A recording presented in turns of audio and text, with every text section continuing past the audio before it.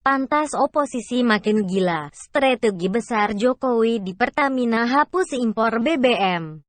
Entah apa yang merasuki barisan oposisi pemerintah. Saat pandemi corona seperti ini masih saja ingin mengguncang pemerintah. Mulai dari provokasi lockdown yang dimentahkan lalu berlanjut isu kebangkitan PKI hingga beredar seminar-seminar bertajuk pemberhentian presiden. Apalagi pada hari ini yang diperingati sebagai hari lahirnya Pancasila, isu PKI semakin kencang dipanaskan. Bahkan mereka menyebut Dirut TVRI baru sebagai antek PKI yang disusupkan. Tentu saja ini hanya propaganda oposisi untuk membakar kemarahan massa. Ormas seperti FPI pasti dengan senang hati menyambar isu PKI yang beredar. Padahal FPI sendiri lahir jauh setelah adanya PKI.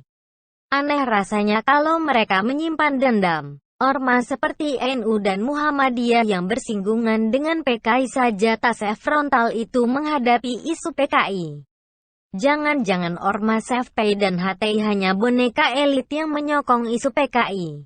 Seperti berita sebelumnya di mana antek-antek cendana seperti Tengku Zul, Fadlizon, Haikal Hasan serta alumni PA selalu memprovokasi isu PKI. Bahkan dengan percaya diri Partai Berkarya mengamini kalau bendera dan atribut PKI bisa dibuat sendiri lalu dibakar. Kenapa cendana dan anteknya begitu kepanasan dengan pemerintah? Ternyata ada kepentingan besar mereka di Pertamina yang bakal diguncang Jokowi beserta dua jagoannya Erick Thohir dan Ahok. Sebentar lagi 2 kilang Pertamina akan selesai dirampungkan yang akan memukul telak geng cendana hingga Cikeas. Meski Petral dibubarkan tapi mafia migas masih bercokol yang memang berkaitan erat dengan dua gurita tersebut. Makanya kebencian pada Jokowi sudah berada di ubun-ubun. Seperti dilansir dari sindonews.com. Langkah PT Pertamina yang tengah berupaya membangun 2 kilang minyak yang ada di Bontang dan Tuban diperkirakan akan membuat Indonesia lepas dari impor bahan bakar minyak pada 2026. Ditambah lagi dengan pengembangan kapasitas kilang yang sudah ada seperti di Dumai, Balikpapan, Balongan, dan Cilacap. Direktur Pembinaan Usaha Hilir Migas Kementerian ESDM Muhammad Hidayat mengungkapkan, pada 2019 Indonesia masih mengimpor BBM untuk memenuhi kebutuhan dalam negeri sebanyak 24,7 juta kiloliter atau 33%. Sementara produksi BBM dari kilang dalam negeri sebanyak 50,9 juta KL atau 67%. Berdasarkan prognosa suplai dan demand BBM tahun 2020 sampai tahun 2026, Indonesia akan terbebas dari impor BBM pada tahun 2026 ketika seluruh kilang-kilang tadi rampung dibangun.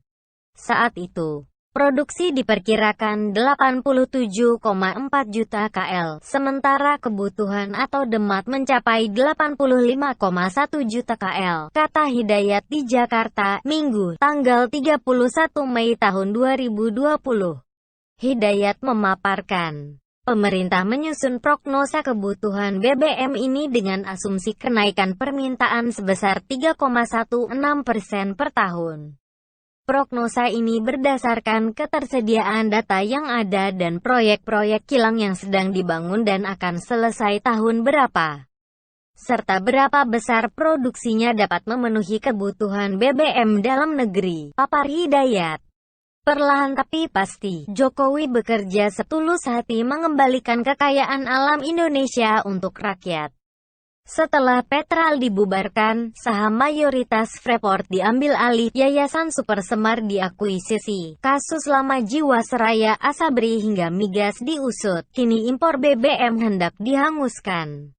Makanya oposisi semakin gila dan tak karuan menghembuskan isu untuk menjatuhkan pemerintah. Sebagai rakyat apalagi pendukungnya, kita berharap dan berdoa agar Jokowi bisa melalui ini semua. Sejatinya oposisi sedang menunggu nasib sial bangsa ini terjadi seperti di USA. Bagaimana isu rasis di sana menjadi pemantik kerusuhan besar yang mengguncang negara. Musuh negara saat ini juga tak peduli berapa banyak korban jika kerusuhan terjadi karena di pikirannya bagaimana menyelamatkan uang mereka. Hingga kini oposisi sedang mencari-cari pemantik untuk memancing kerusuhan skala besar. Tapi Jokowi bukanlah Donald Trump dan rakyat Indonesia tidak sedang dalam kondisi frustasi dengan pemimpinnya. Selama kita solid dan percaya penuh, kerusuhan 98 yang mereka idamkan tak akan pernah terwujud. Tuhan masih menyayangi rakyat Indonesia. Makanya dia menjadikan Jokowi presiden 2 periode untuk membalikkan keadaan. Dari bangsa yang terjajah sejak Orde berlanjut era Cikeas menjadi bangsa yang mandiri dan disegani. Semoga negara ini segera keluar dari pandemi dan menang melawan musuh dalam selimut yang selalu menggerogoti bangsa. Nantikan berita selanjutnya. Wassalam.